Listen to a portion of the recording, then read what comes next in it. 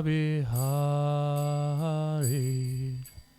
Radha Madhava Kunja Bihari Jaya Radha Madhava Kunja Bihari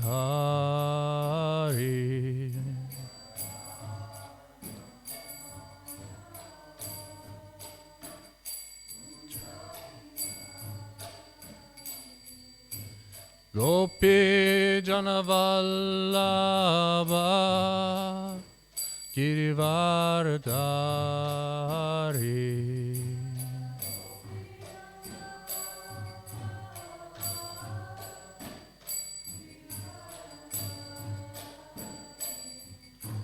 Gopi Janavallabha Girivardhari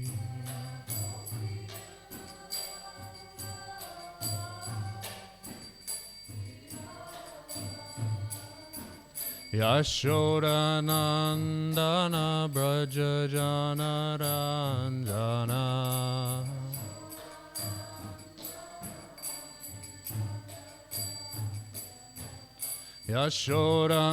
Yashodanandana Braja Janaranjana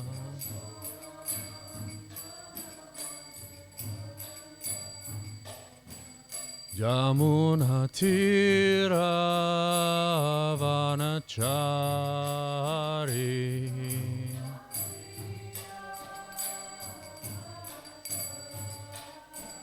Jamuna Tira Vanachari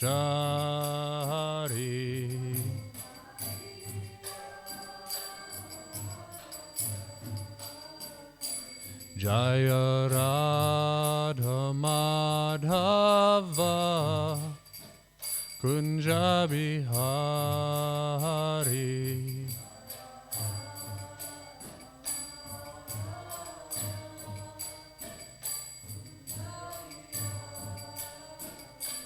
Jaya Radha Madhava Kunja Bihari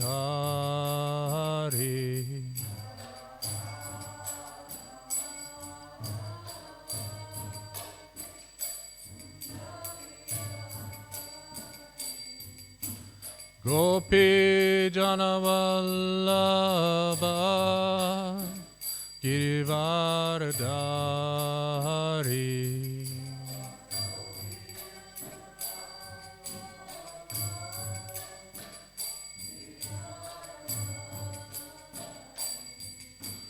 Gopi Janavallabha Girivardhari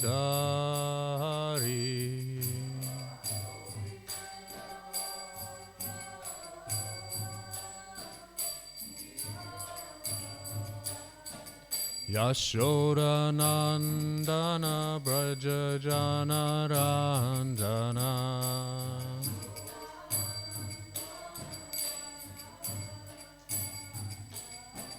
Yashodanandana Braja Janaranjana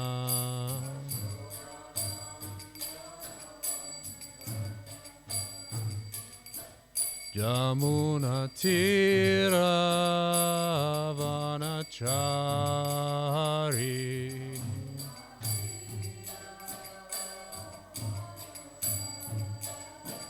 Jamuna Tira Vanachari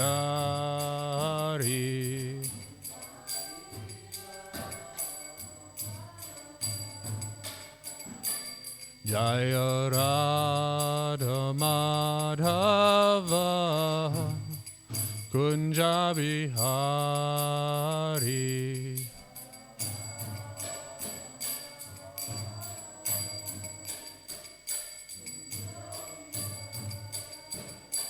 Jaya Radha Madhava Kunja Bihari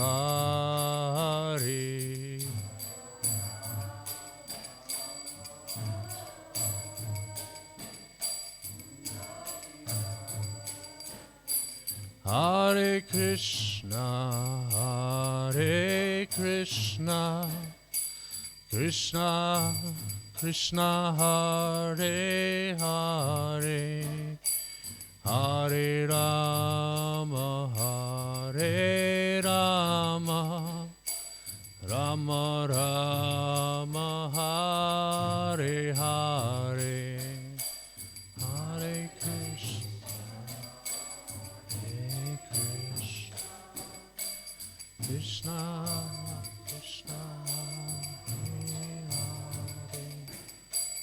Hare Rama,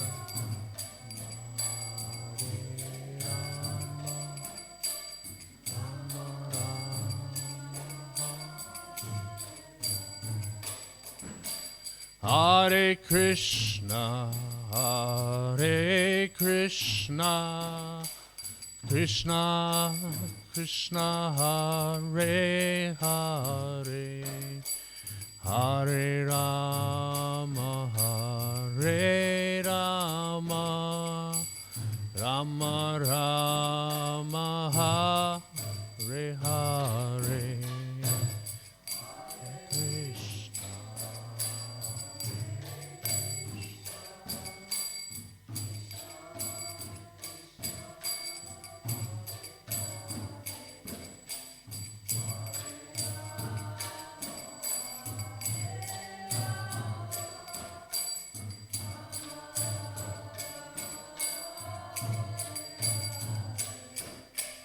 Hare Krishna, Hare Krishna, Krishna Krishna, Hare Hare, Hare Rama, Hare Rama, Rama Rama, Hare Hare, Hare Krishna, Hare Krishna, Krishna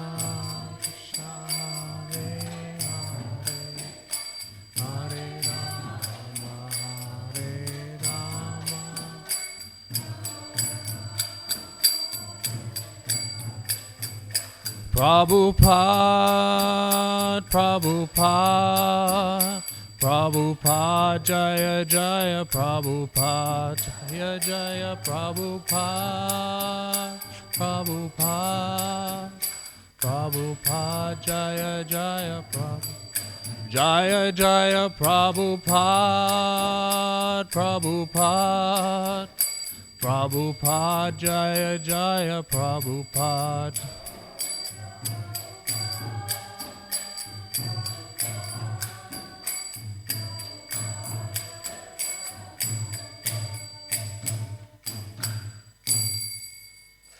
Jayam Vishnupad Paramahamsa Prabhujakacharya Stotara Stota His Divine Grace A.C. Bhaktivedanta Swami Srila Prabhupada Ki Ananda Koti Vaishnav Vrinda Ki Namacharya Srila Haridas Thakur Ki Prem Sekaho Sri Krishna Chaitanya Prabhu Nityananda Sri Advaita Gadadhar Shivasari Gaura Bhakta Vrinda Ki Shri Shri Gopinath Ranakun Shamakun Giri Govardhan Ki Shri Vrindavan Dham Ki Shri Mayapur Dham Ki, Shri Gangamai Ki, Yamuna Mai Ki, Tulsi Devi Bhakti Devi Ki, Samaveta Bhaktavinda Ki. All glories to the assembled devotees. All glories to the assembled devotees. All glories to the assembled devotees. All glories to Shri Guru and Shri Gauranga. All glories to the lotus feet of Srila Prabhupada.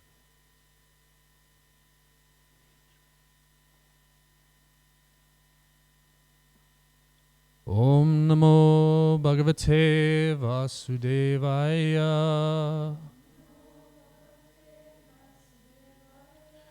Om Namo Bhagavate Vasudevaya. Om Namo Bhagavate Vasudevaya.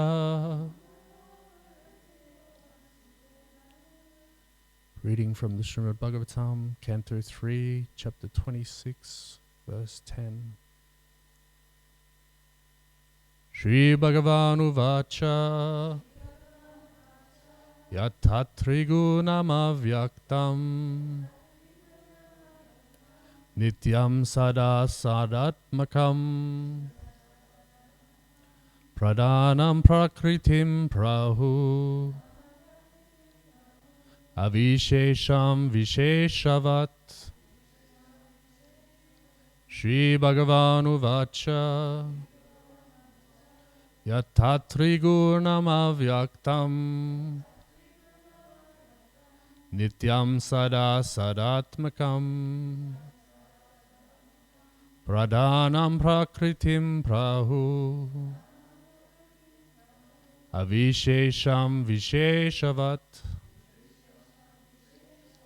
Shri Bhagavanu Vacha Yatatrigunam avyaktam Nityam sada sadatmakam Pradhanam prakritim prahu Avishesha visheshavat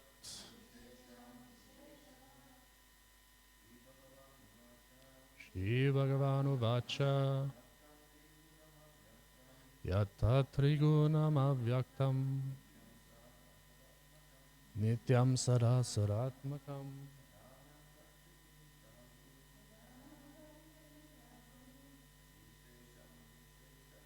Avishesham visheshavat Shri Bhagavanu Vacha Yatatrigunam avyaktam Nityam sada sadatmakam Pradhanam purukritim prahu Avishesham visheshavat Sri Bhagavanu Vacha Yatatrigunam avyaktam Nityam sada sadatmakam Pradhanam prakritim prahu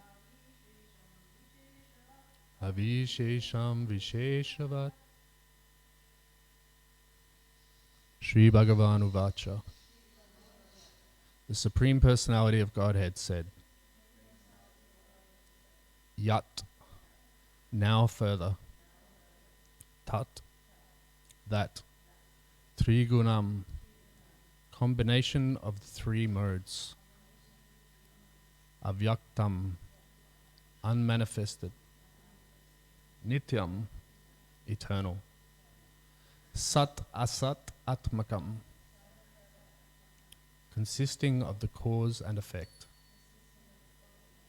Pradhanam, Pradhana, Prakritim, Prakriti, Prahu, they call, Avishesham, undifferentiated, Visheshavat, possessing differentiation.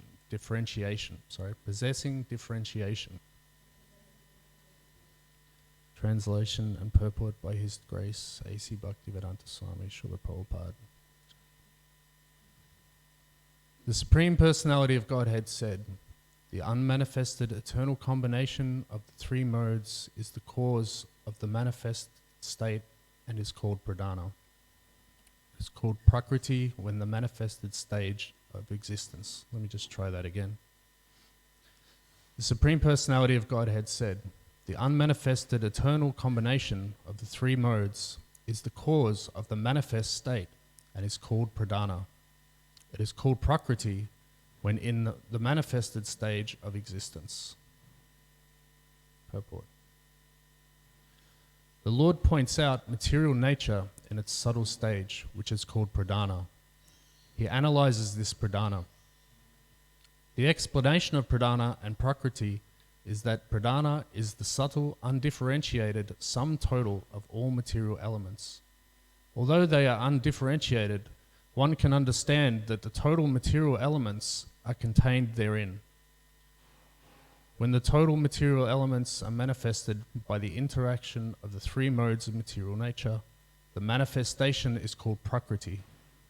Impersonalists say that Brahman is without variegatedness and without differentiation. One may say that Pradhana is the Brahman stage, but actually the Brahman stage is not Pradhana.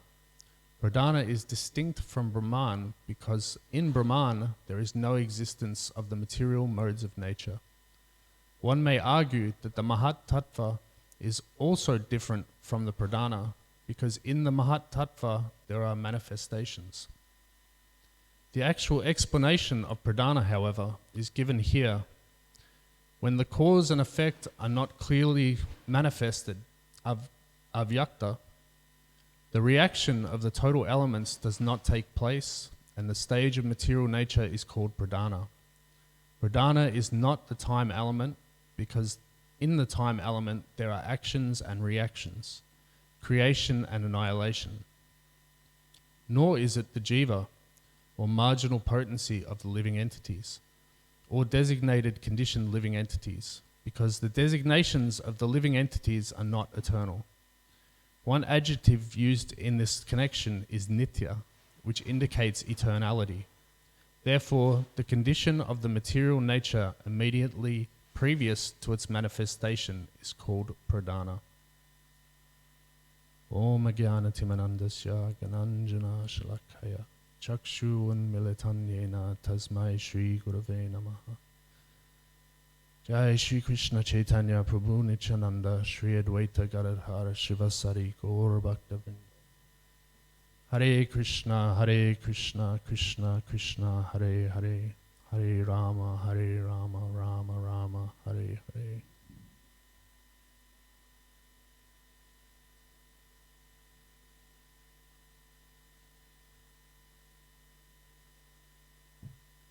Sorry, I thought the internet wasn't working.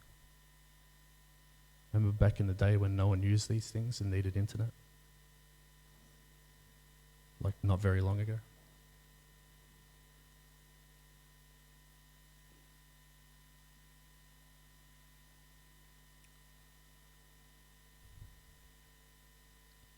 Pradhana and Prakriti.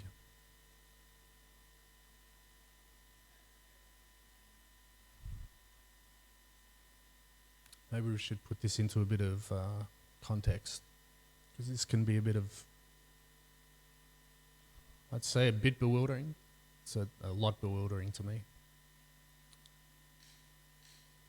So we have Krishna, Krishnastu Bhagavan Swayam, the original Supreme Person. And then from Krishna he expands into Balaram. And then Balaram expands into Sankarshan. Sankarshan expands into Vasudeva.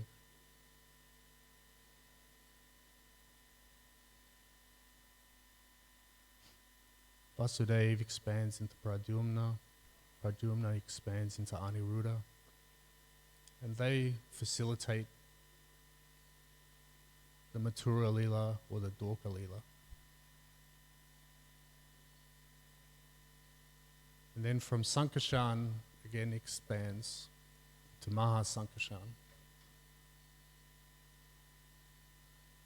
Then into Maha Pradyumna, Maha Aniruddha, Maha Vasudeva.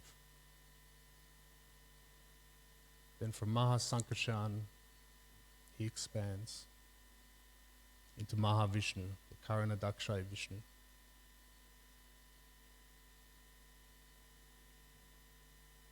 Karanadakshay Vishnu is laying on the causal ocean.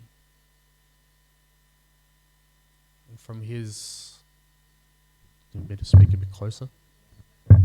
Sorry. Seems too loud to me. Thank you. From Karanadakshay Vishnu,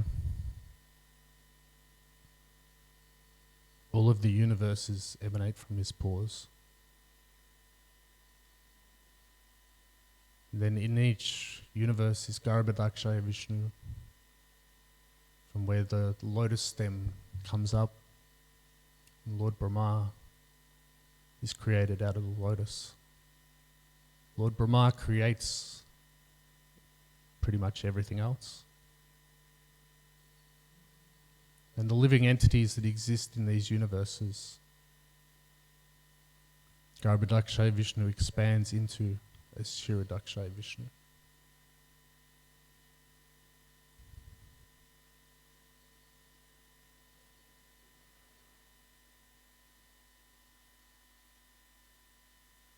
So if we go back a couple of steps, the Karanadakshaya Vishnu, Mahavishnu, this is where this text is talking about. This is where this is happening. So the Pradhana stage, and then the Prakriti.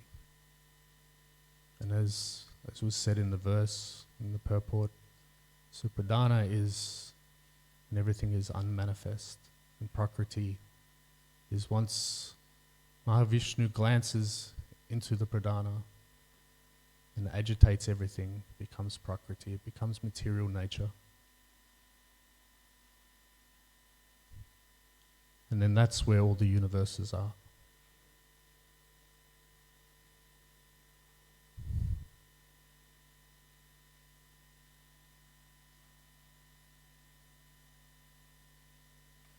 So laying dormant in Pradhana, the three modes,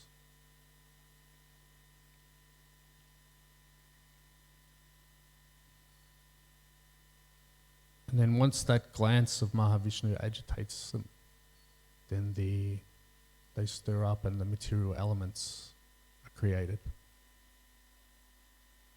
So there's 24 material elements.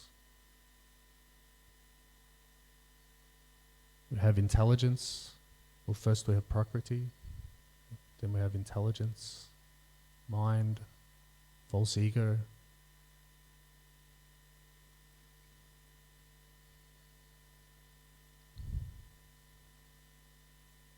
then we have the subtle elements, sound, touch, form, taste, and smell. From the subtle come the gross elements, earth, water, fire, air, and ether. Then we have the knowledge acquiring senses, the eyes, the ears, the nose, the tongue, and the skin. And then we have the working senses, the hands, the legs, speech, the anus, and the genitals.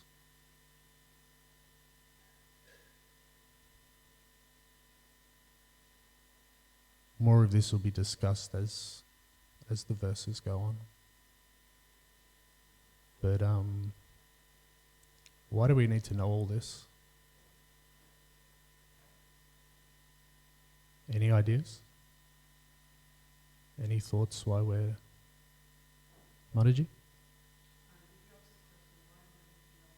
Yeah.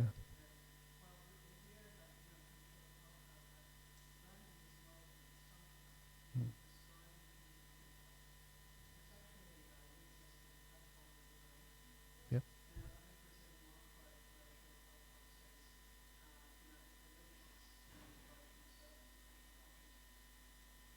Yeah, thank you. That was beautifully put.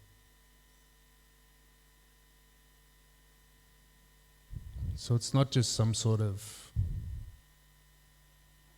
scholastic exercise. It's not sort of our way of putting a Gaudiya stamp on religion, or even material life, saying we have our understanding, so therefore you must accept our understanding.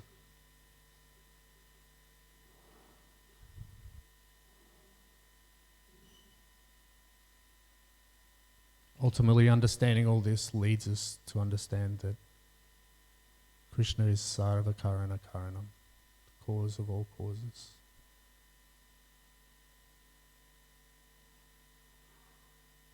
Lord Brahma says or sings in the Brahma Samhita, Ishvara Parama Krishna Satchitananda Vigraha Nadi Adi Govinda Sarva Karana Karanam.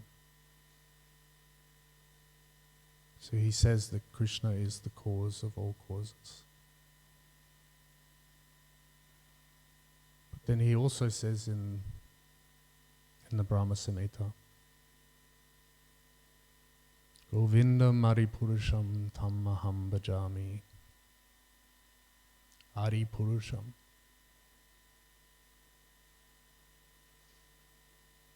Govindam is Adi Purusham. Adi Purusham is the first person, the original person.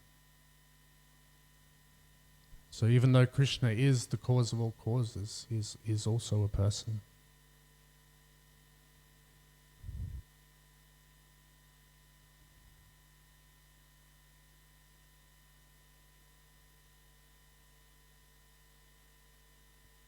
There are many beliefs, many schools of thought that say that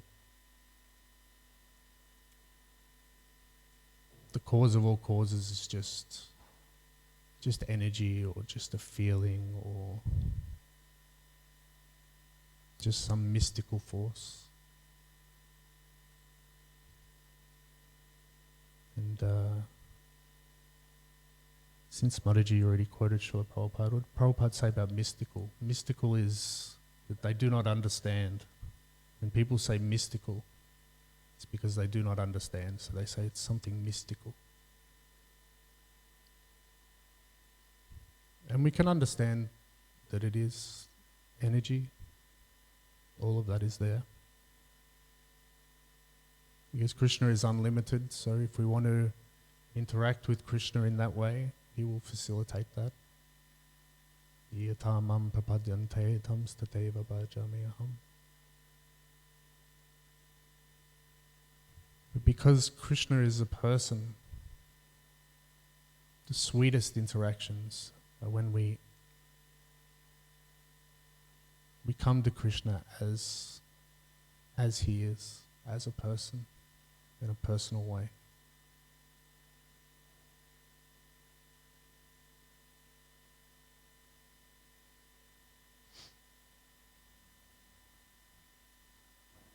In the morning when Mother Yashoda comes into Krishna's room, Krishna's there pretending that he hasn't been awake all night. Mother Yashoda comes in and whispers softly to him, massages his legs to wake him up.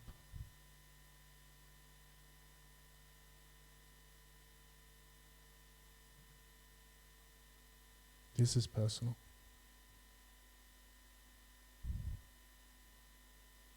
Then Krishna gets out of bed. His eyes looking like they're full of sleep. And then his servants will come and undress him and bathe him and brush his teeth and scrape his tongue, wash his hair in yogurt and amalaki juice.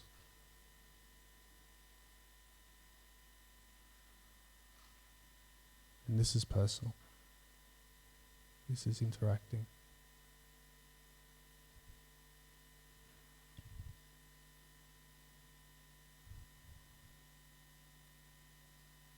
Then Krishna goes out and tends to the cows, milks the cows with all his friends. This is Krishna interacting. This is Krishna being personal with the cows. And then Krishna and his friends, before going out for breakfast, they get together and they wrestle and tease each other, do what boys do.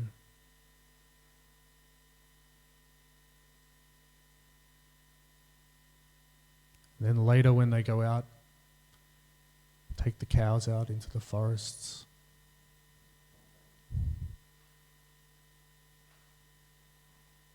At one point Krishna will sneak away to go meet up with the gopis. And he'll come across Vishaka and Radharani. And they'll be there talking about Krishna in code.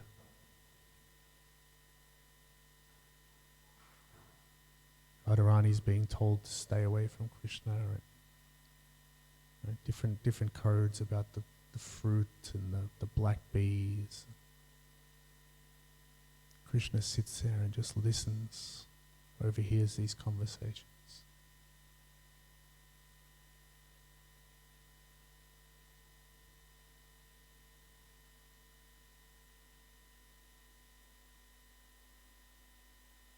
This is personal.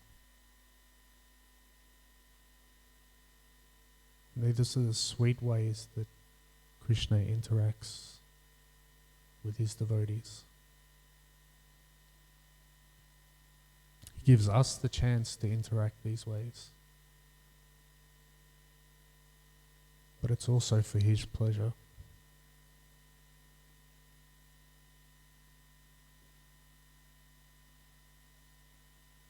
Because even though we might think that Krishna is the cause of all causes and all these causes are caused just for us,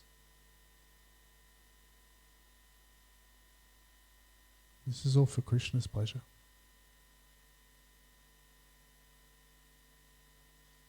And when we come to Krishna consciousness, we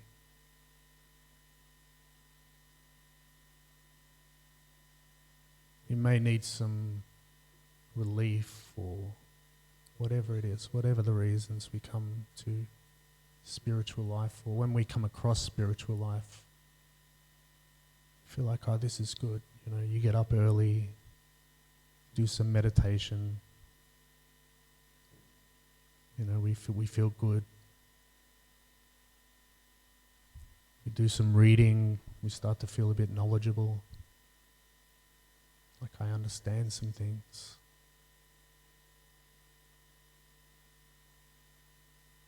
As Padma Mataji was saying, this is all just to bring us to devotional service.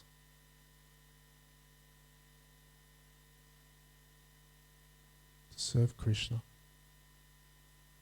To give pleasure to Krishna. In a personal way.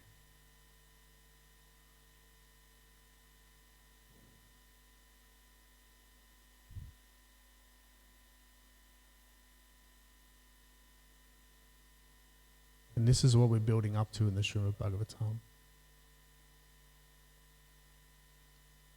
And we hear about Krishna's expansions. We hear about all these elements and modes of material nature, goodness, passion, and ignorance. This is all just about understanding Krishna's energies. Understanding where all this comes from. And then as we go up through the cantos, we hear about the different incarnations of Krishna, different ways he interacts with his devotees. And then we get to the 10th canto, and we hear the sweet pastimes of Krishna and his devotees.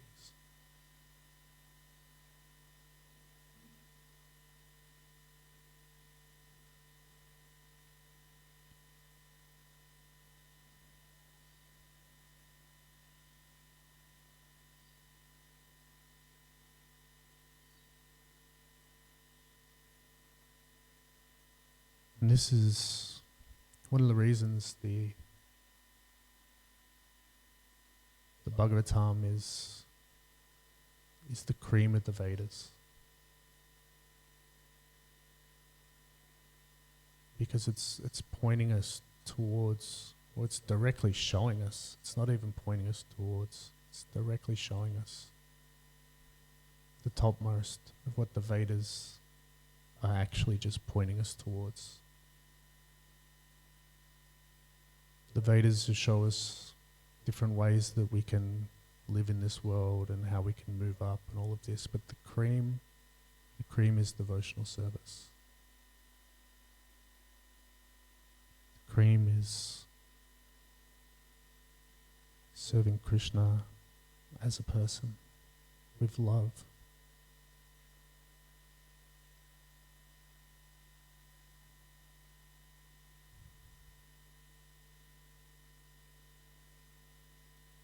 Because he is the original person. And the way to fill that hole in the heart, the way to fill that emptiness that we weren't getting before we came to Krishna consciousness, is to be in our true position, to serve Krishna. I might stop and ask if there's any questions or comments or corrections or add-ons. Vasu Prabhu, if you're interested in adding. Vasu Prabhu has some great insight into pradhana and prakriti, and it'll really blow your mind. It's good. And we get to see this through associating with senior devotees. Vasu Prabhu, Padma Mataji, we get these realizations that years of what years of Krishna consciousness can bring us. You know, we read all of this and we can sort of try and memorize things, but the realization is so sweet to see. But yeah, does anyone have any questions or comments or no? Vasu Prabhu, please. Do you want to, oh, there's a mic there, sorry.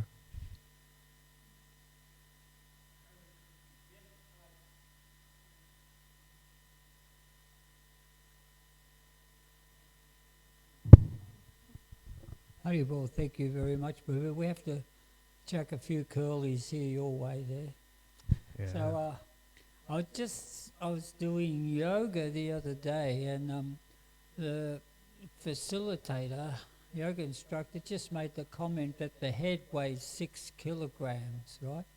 And we're moving our head like this and like that. And then I was thinking, wow, the rest of our body, we're all about 60 or 70 kilograms. That's like 3 sacks of potatoes, right? So if you try and lift 3 sacks of potatoes, there's no way. And yet we're carrying our body round like, you know, like it's nothing. So I'm just amazed by that. So maybe can you make a few comments about that for us, please, Prabhu? About that?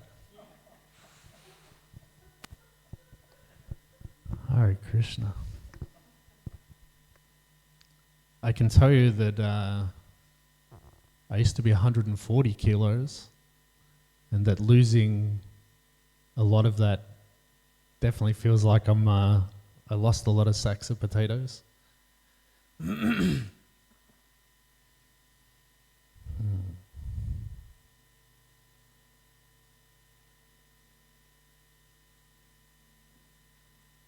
I've got nothing. No, you're spurring me on. You're doing an excellent job of that. But I'm gonna refer over to Padma Mataji and see if she's got anything to say about that. That was a curly one. Thank you, though. I'm not, Vasishresa Prabhu, I feel he has something extremely esoteric in his mind by asking you this question, but I'm not quite sure what it is, so I can't actually respond to that one. But I was going to make another comment, but maybe we shouldn't veer from the sack of potato topic quite yet. Vasu Prabhu, would you like to expand on that for us, actually? Because then, if you expand, then we can all learn. It just goes always. I think Srila Prabhupada always gave the example of like the dead body. It's like when the soul's gone from the body's still there, but it's dead, it's lifeless. And I don't know if you've ever carried a coffin, some relative or some friend who's died, And it seems like that body in that coffin is just so heavy, it's this dead weight. So what is animating the whole body is actually the soul. So within the soul we have the, like the subtle body, which is actually instructing the dead body to move around, right? Without that, we are just a dead body, right? We're flapping dead bodies, right? But within us, we've got the mind, the intelligence, the subtle body there. And that's harbouring the soul in our life airs. And so while we're animated like that, we can move our body here and there. And it's just a sort of a whole realisation that we have that, this body is just a vehicle made up of all these elements that are put together, and then all the elements just sort of dissolve. So, that's all. Thank you, Sorry. Guru. It just proves that I don't think I'm separate from the body. I think I am the body and the mind, and I am that sack of potatoes. That was great. Thank you, Guru. I was just thinking, because in today, so you started off by speaking about Pradhan and, all the detailed knowledge that we have in these chapters now. And then you were speaking about, how Krishna, yes, he is Adipurusham, he is the original person. And, from him, as this sweet, lovable object of our affection, he is actually manifesting all these wonderful things. So it just made me think of this Bhagavad Gita verse. Now, I can't actually remember it. Krishna says something along the lines to Arjuna. He says, well, what is the need of all this knowledge? With a single fragment, I sustain this entire universe. You know that particular shloka? I don't know the shloka. Oh, but okay. Yes. Does anyone know that particular shloka better Do you have than me? any? Yeah, it's okay. So my recall isn't always so good, but yeah, that particular shloka, it's quite interesting because Krishna then confirms that with a single portion of his energy, he is generating and he is manifesting all these wonderful material elements and universes. And actually, just I was listening to a Prabhupada lecture just this morning before coming to the temple, and Prabhupada is saying that as soon as Krishna wants to establish the material universes, it's not like he has to endeavor. He just wishes it to be. And then it's there. Then it's manifest, all these material elements. It's not any arduous endeavor on his behalf. Yeah, it's so amazing that you bring it down to our platform and we struggle so much to do anything, really. And he keeps all this going, and all these are just expansions of him and his energy, and he is tending to the cows and hanging out with the cowherd boys, and it's no sweat at all to him. It's thank you for that, Mataji. Srila Prabhupada ki jai. Vasu Seshta Prabhu ki jai.